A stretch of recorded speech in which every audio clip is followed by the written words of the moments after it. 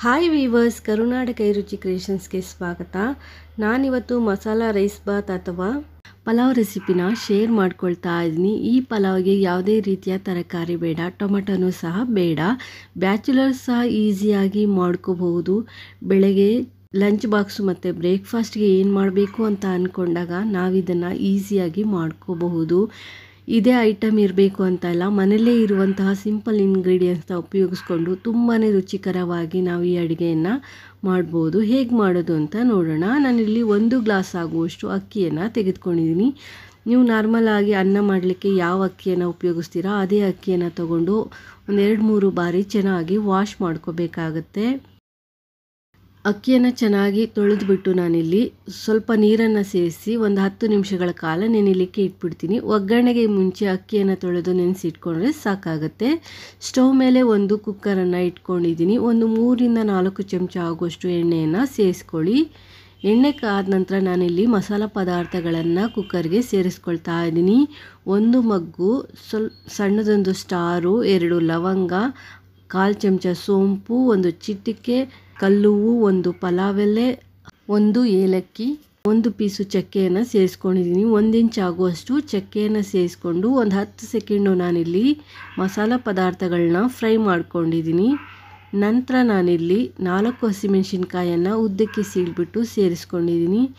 ಇದೇ ಮಸಾಲೆಗಳನ್ನ ನಾನಿಲ್ಲಿ ಏನು ಹಸಿಮೆಣಸಿನ್ಕಾಯಿ ಎಲ್ಲ ತೋರಿಸ್ತಾ ಇದ್ದೀನಲ್ಲ, ಇದನ್ನ ನೀವು ಮಿಕ್ಸಿ ಜಾರ್ಗೆ ಹಾಕಿ ಗ್ರೈಂಡ್ ಮಾಡಿನೂ ಸಹ ಸೇರಿಸ್ಕೋಬೋದು ಅಥವಾ ಈ ರೀತಿ ಒಗ್ಗರಣೆಗೆ ಸೇರಿಸ್ಕೋಬಹುದು. ದಪ್ಪದು 1 ಈರುಳ್ಳಿನ ಸಣ್ಣದಾಗಿ ಹೆಚ್ಚಿ ನಾನಿಲ್ಲಿ ಸೇರಿಸ್ಕೊಂಡು ಫ್ರೈ ಮಾಡ್ಕೊಳ್ತಾ ಇದ್ದೀನಿ. ಈರುಳ್ಳಿನ ನೀವು ಸಣ್ಣದಾಗಾದರೂ ಕಟ್ ಮಾಡ್ಕೋಬೋದು ಅಥವಾ ಉದ್ದುದ್ದಕ್ಕಾದರೂ ಕಟ್ ಮಾಡ್ಕೋಬೋದು. ಬಟ್ ನಾನಿಲ್ಲಿ ಪ್ಲೈನಾಗಿ ಮಾಡ್ತಾ ಇರೋದ್ರಿಂದ ಸಣ್ಣದಾಗಿ ಕಟ್ ಮಾಡಿಕೊಂಡು ಫ್ರೈ ಮಾಡ್ಕೊಳ್ತಾ ಇದ್ದೀನಿ. ಈರುಳ್ಳಿ ಹೊಂಬಣ್ಣಕ್ಕೆ ಬರಬೇಕು, ಅಲ್ಲಿವರೆಗೂ ಮೀಡಿಯಮ್ ಉರಿನಲ್ಲೇ ಇಟ್ಕೊಂಡು ಚೆನ್ನಾಗಿ ಫ್ರೈ ಮಾಡ್ಕೊಳ್ಳಿ. ಕ್ವಿಕ್ಕಾಗಿ ರೆಡಿ ಆಗುತ್ತೆ, ತುಂಬಾ ಟೇಸ್ಟಿಯಾಗಿರುತ್ತೆ. ಇದೇ ತರಕಾರಿ ಬೇಕಂತ ಇಲ್ಲ, ನಿಂಬೆಹಣ್ಣು ಬೇಡ, ಟೊಮೆಟೊನೂ ಬೇಡ. ಈಗ ಈರುಳ್ಳಿ ಸ್ವಲ್ಪ ಚೆನ್ನಾಗಿ ಬಣ್ಣ ಚೇಂಜ್ ಆಗಿದೆ. ಫ್ಲೇಮನ್ನು ಫುಲ್ಲು ಲೋ ಮಾಡಿಕೊಂಡು 1/2 ಚಮಚ ಖಾರದ ಪುಡಿಯನ್ನು ಸೇರಿಸ್ಕೊಳ್ತಾ ಇದ್ದೀನಿ. ಖಾರ ನೋಡಿಕೊಂಡು ನೀವಿಲ್ಲಿ ಖಾರದ ಪುಡಿಯನ್ನು ಸೇರಿಸ್ಕೋಬೇಕಾಗತ್ತೆ. ಏಕೆಂದರೆ ನಾವು ಆಲ್ರೆಡಿ ಹಸಿಮೆಣಸಿನ್ಕಾಯನ್ನು ಸೇರಿಸಿರೋದ್ರಿಂದ ಖಾರನ ನೋಡಿಕೊಂಡು ಸೇರಿಸ್ಕೊಳ್ಳಿ. 1/4 ಚಮಚ ಅರಿಶಿಣದ ಪುಡಿ, 1/2 ಚಮಚ ಇಲ್ಲಿ ನಾನು ಧನಿಯಾ ಪೌಡರನ್ನು ಸೇರಿಸ್ಕೊಳ್ತಾ ಇದ್ದೀನಿ. ಸೊ ನೀವು ರೇಷನ್ ಅಕ್ಕಿಯನ್ನು ಸೇರಿಸೋದಾದರೆ ಮಸಾಲೆಯನ್ನು ಸ್ವಲ್ಪ ಸ್ಟ್ರಾಂಗ್ ಆಗಿ ಸೇರಿಸ್ಕೋಬೇಕಾಗತ್ತೆ. 1/4 ಚಮಚ ಗರಂ ಮಸಾಲ. ಈಗ ಮಸಾಲ ಪದಾರ್ಥಗಳನ್ನ ಸೇರಿಸಿದ ನಂತರ ಚೆನ್ನಾಗಿ ಮಿಕ್ಸ್ ಮಾಡ್ಕೊಳ್ಳಿ. ಲೋ ಫ್ಲೇಮಲ್ಲೇ ಇಟ್ಕೊಂಡು ಚೆನ್ನಾಗಿ ಮಿಕ್ಸ್ ಮಾಡ್ಕೋಬೇಕಾಗತ್ತೆ. ಮಸಾಲೆಯಲ್ಲಿರುವಂಥ ಹಸಿ ಸ್ಮೆಲ್ಲೆಲ್ಲ ಹೋಗಬೇಕು, ಅಲ್ಲಿವರೆಗೂ ನೀವು ಫ್ರೈ ಮಾಡ್ಕೋಬೇಕಾಗತ್ತೆ. ನಾನೀಗ ಇದಕ್ಕೆ 1 ಚಮಚ ಆಗುವಷ್ಟು ಮೊಸರನ್ನು ಸೇರಿಸ್ತಾ ಇದ್ದೀನಿ. ಮೊಸರನ್ನು ಸೇರಿಸಿದ ನಂತರ ಚೆನ್ನಾಗಿ ಮಿಕ್ಸ್ ಮಾಡ್ಕೊಳ್ಳಿ. ಮೊಸರು ಜಿಡ್ಡಿನಂಶ ಕೊಡೋದ್ರ ಜೊತೆಗೆ ಪಲಾವ್ಗೆ ಬೇಕಾಗಿರುವಂಥ ಹುಳಿ ಅಂಶವನ್ನು ಕೊಡುತ್ತೆ, ಹಾಗೆ ತುಂಬ ರುಚಿಯಾಗಿಯೂ ಸಹ ಇರುತ್ತೆ. ಸ್ವಲ್ಪ ಹುಳಿ ಇರುವಂಥ ಮೊಸರನ್ನು ಸಹ ನೀವಿಲ್ಲಿ ಸೇರಿಸ್ಕೋಬಹುದು. ನೀವಿಲ್ಲಿ ಹಸಿ ಬಟಾಣಿಯನ್ನು ಸಹ ಸೇರಿಸ್ಬೋದು. ಬಟಾಣಿ ಹಾಕಿದರೂ ಸಹ ತುಂಬ ಚೆನ್ನಾಗಿರುತ್ತೆ ಅಂತಲೇ ಹೇಳ್ಬೋದು. ಅಥವಾ ಒಣ ಬಟಾಣಿಯನ್ನು ರಾತ್ರಿ ನೆನೆಸಿ ಬೆಳಗ್ಗೆ ಆ ಬಟಾಣಿಯನ್ನು ಪಲಾವ್ಗೆ ಸೇರಿಸ್ಕೋಬಹುದು. ನಾನಿಲ್ಲಿ ಒಂದು ಸ್ವಲ್ಪ ಉಪ್ಪನ್ನು ಸೇರಿಸ್ಕೊಳ್ತಾ ಇದ್ದೀನಿ. ರುಚಿಗೆ ತಕ್ಕಷ್ಟು ಉಪ್ಪನ್ನು ಸೇರಿಸ್ಕೊಳ್ಳಿ.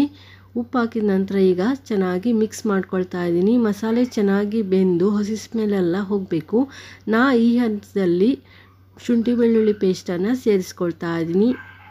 ನಾವಿಲ್ಲಿ ಮುಂಚಿತವಾಗಿ ಶುಂಠಿ ಬೆಳ್ಳುಳ್ಳಿ ಪೇಸ್ಟನ್ನು ಸೇರಿಸಿ ಫ್ರೈ ಮಾಡ್ಕೋಬೋದು ಅಥವಾ ಈ ಹಂತದಲ್ಲಿ ಸೇರಿಸ್ಬಿಟ್ಟು ಫ್ರೈ ಮಾಡ್ಕೋಬೋದು. ನಾನಿಲ್ಲಿ 1/2 ಚಮಚ ಆಗುವಷ್ಟು ಶುಂಠಿ ಬೆಳ್ಳುಳ್ಳಿ ಪೇಸ್ಟನ್ನು ಸೇರಿಸ್ತಾ ಇದ್ದೀನಿ. ಮನೆಯಲ್ಲೇ ಮಾಡಿರುವಂಥ ಶುಂಠಿ ಬೆಳ್ಳುಳ್ಳಿ ಪೇಸ್ಟನ್ನು ಸೇರಿಸ್ಬಿಟ್ಟು ನಾನಿಲ್ಲಿ ಮಿಕ್ಸ್ ಮಾಡ್ತಾ ಇದ್ದೀನಿ. ಶುಂಠಿ ಬೆಳ್ಳುಳ್ಳಿ ಪೇಸ್ಟ್ ಹೇಗೆ ಮಾಡೋದು ಅಂತ ಆಲ್ರೆಡಿ ನಾನು ವಿಡಿಯೋನ ಶೇರ್ ಮಾಡ್ಕೊಂಡಿದ್ದೀನಿ. ಆ ವಿಡಿಯೋ ನೋಡಿಲ್ಲ ಅಂದರೆ ನೋಡಿ.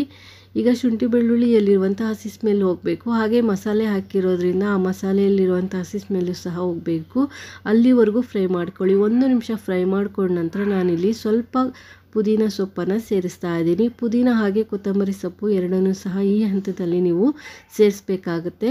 ನಾನು ಪುದೀನವನ್ನು ಸೇರಿಸ್ಬಿಟ್ಟು ಚೆನ್ನಾಗಿ ಮಿಕ್ಸ್ ಮಾಡ್ಕೊಳ್ತಾ ಇದ್ದೀನಿ.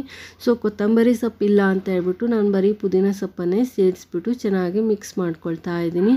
ಪುದೀನ ಸೊಪ್ಪನ್ನು ಸೇರಿಸಿ 1 ನಿಮಿಷ ನಾವು ಫ್ರೈ ಮಾಡ್ಕೋಬೇಕಾಗತ್ತೆ. ನಂತರ ನಾನಿಲ್ಲಿ ನೀರನ್ನು ಸೇರಿಸ್ಕೊಳ್ತಾ ಇದ್ದೀನಿ. ನಾನಿಲ್ಲಿ 1 ಗ್ಲಾಸ್ ಅಕ್ಕಿಗೆ 2 ಗ್ಲಾಸ್ ಆಗುವಷ್ಟು ನೀರನ್ನು ಸೇರಿಸ್ಕೊಳ್ತಾ ಇದ್ದೀನಿ.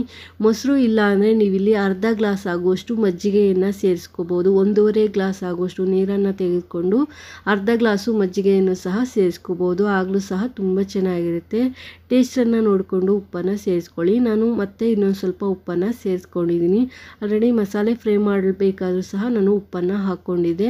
ನಾನಿಲ್ಲಿ 1/4 ಚಮಚ ಆಗುವಷ್ಟು ಮಾವಿನಕಾಯಿಯನ್ನು ಒಣಗಿಸಿ ಪುಡಿ ಮಾಡಿ ಇಟ್ಕೊಂಡಿದ್ದೆ. ಆ ಪೌಡರನ್ನು ಸೇರಿಸ್ಕೊಳ್ತಾ ಇದ್ದೀನಿ. ನಾನಿಲ್ಲಿ ಹುಳಿಗೆ ಮಾವಿನಕಾಯಿ ಪೌಡರ್ ಹಾಗೆ ಮೊಸರನ್ನು ಸೇರಿಸ್ಕೊಂಡಿದ್ದೀನಿ. ಮಾವಿನಕಾಯಿ ಪೌಡರ್ ಇಲ್ಲ ಅಂದರೆ ನೀವು ಮೊಸರನ್ನು ಇನ್ನೊಂದು ಸ್ವಲ್ಪ ಜಾಸ್ತಿ ಸೇರಿಸ್ಕೊಳ್ಳಿ. ಆಗ ಟೇಸ್ಟು ತುಂಬ ಚೆನ್ನಾಗಿರುತ್ತೆ ಅಂತಲೇ ಹೇಳ್ಬೋದು. ಮಾವಿನಕಾಯಿ ಪೌಡರು ನೀವು ಟೇಸ್ಟ್ ನೋಡಿಕೊಂಡು ಸೇರಿಸಿ. ಒಂದೇ ಸಲ ಜಾಸ್ತಿ ಸೇರಿಸಲಿಕ್ಕೆ ಹೋಗಬೇಡಿ. ಕೆಲವು ಮಾವಿನಕಾಯಿ ಹುಳಿ ಜಾಸ್ತಿ ಇರುತ್ತೆ. ಅದಕ್ಕೆ ಮೊದಲಿಗೆ ನಾನು 1/4 ಚಮಚ ಪೌಡರನ್ನು ಸೇರಿಸಿದ್ದೀನಿ. ನಂತರ ಅಕ್ಕಿಯನ್ನು ಸೇರಿಸಿ ಟೇಸ್ಟನ್ನು ನೋಡಿಕೊಂಡು ಇನ್ನೊಂದು ಸ್ವಲ್ಪ ಬೇಕು ಅಂದರೆ ನಾನಿಲ್ಲಿ ಸೇರಿಸ್ತೀನಿ. ಇನ್ನೊಂದು ಸ್ವಲ್ಪ ಬೇಕು ಅನ್ನಿಸ್ತಾ ಇದೆ, ಅದಕ್ಕೆ ಇನ್ನೊಂದು 1/4 ಚಮಚ ಆಗುವಷ್ಟು ಮಾವಿನಕಾಯಿ ಪುಡಿಯನ್ನು ನಾನಿಲ್ಲಿ ಸೇರಿಸಿದ್ದೀನಿ. ಏನಿಲ್ಲ, 1-2 ಮಾವಿನಕಾಯಿಯನ್ನು ತೆಗೆದುಕೊಂಡು ಅದನ್ನ ಸಣ್ಣ ಸಣ್ಣ ಪೀಸಸ್ ಮಾಡಿ ಬಿಸಿಲಲ್ಲಿ ಚೆನ್ನಾಗಿ ಒಣಗಿಸಿ ಅದನ್ನು ನೀವು ಪೌಡರ್ ಮಾಡಿ ಇಟ್ಕೊಂಡ್ರೆ ಚಾಟ್ಸ್ಗೆ ಹಾಕ್ಬೋದು, ಈ ರೀತಿ ಪಲಾವ್ಗೆ ಹಾಕ್ಬೋದು, ಅಥವಾ ಆ ಪುಡಿಯನ್ನು ಉಪಯೋಗಿಸಿ ರಸಮ್ ಮಾಡ್ಕೋಬೋದು. ಅಷ್ಟೇ ಅಲ್ಲ, ನೀವು ಚಿತ್ರಾನ್ನನೂ ಸಹ ಮಾಡ್ಬೋದು. ತುಂಬ ಚೆನ್ನಾಗಿರುತ್ತೆ. ಆ ಒಂದು ಪುಡಿ ಇದ್ದರೆ ನಿಮಗೆ ರೈಸ್ ರೆಸಿಪಿಗಳು ಆರಾಮಾಗಿ ಮಾಡ್ಕೋಬೋದು. ಚಾಟ್ಸ್ ಎಲ್ಲ ಮಾಡ್ಬೋದು. ತುಂಬ ಚೆನ್ನಾಗಿರುತ್ತೆ ಅಂತಲೇ ಹೇಳ್ಬೋದು. ರಸಮ್ ಸಹ ಮಾಡ್ಕೋಬೋದು. ಸೊ ಇವಾಗ ಪಲಾವ್ ರೆಡಿ ಆಗಿದೆ. ಕುಕ್ಕರ್ ತಣ್ಣಗಾದ್ಮೇಲೆ ಲಿಡ್ ಕವರ್ ಮಾಡಿ ಚೆನ್ನಾಗಿ ಮಿಕ್ಸ್ ಮಾಡಿ ನಾನಿಲ್ಲಿ ಬಿಸಿ ಬಿಸಿಯಾಗಿ ಸರ್ವ್ ಮಾಡ್ತಾ ಇದ್ದೀನಿ. ಮೊಸರು ಬಜ್ಜಿ ಚಟ್ನಿ ಜೊತೆ ಆದರೂ ಸರ್ವ್ ಮಾಡ್ಬೋದು, ಅಥವಾ ಹಾಗೆ ಆದರೂ ಸರ್ವ್ ಮಾಡ್ಬೋದು. ತುಂಬಾ ರುಚಿಯಾಗಿರುತ್ತೆ. ಬೆಳಗ್ಗೆ ಬ್ರೇಕ್ಫಾಸ್ಟು ಮತ್ತು ಲಂಚ್ ಬಾಕ್ಸಿಗೆಲ್ಲ ಕ್ವಿಕ್ಕಾಗಿ ರೆಡಿ ಆಗುವಂಥ ರೈಸ್ ರೆಸಿಪಿ. ಒಂದ್ಸಲಿ ಟ್ರೈ ಮಾಡಿ ನೋಡಿ, ಹೇಗೆ ಬಂದಿದೆ ಅಂತ ಕಮೆಂಟ್ ಮಾಡಿ ತಿಳಿಸಿ. ಈ ವಿಡಿಯೋ ಏನಾದರೂ ಇಷ್ಟ ಆಯಿತು ಅಂದರೆ ಒಂದು ಲೈಕ್ ಕೊಡಿ. ಹೊಸದಾಗಿ ಯಾರೆಲ್ಲ ಚಾನಲ್ ನೋಡ್ತಾ ಇದ್ದೀರಾ ಸಬ್ಸ್ಕ್ರೈಬ್ ಮಾಡ್ಕೊಂಡು ನೋಡಿ. ಹಾಗೆ ನಿಮ್ಮ ಫ್ಯಾಮಿಲಿ ಫ್ರೆಂಡ್ಸ್ಗೂ ಸಹ ವಿಡಿಯೋನ ಶೇರ್ ಮಾಡ್ಕೊಳ್ಳಿ. Thanks for watching this video. Take care. Have A nice day.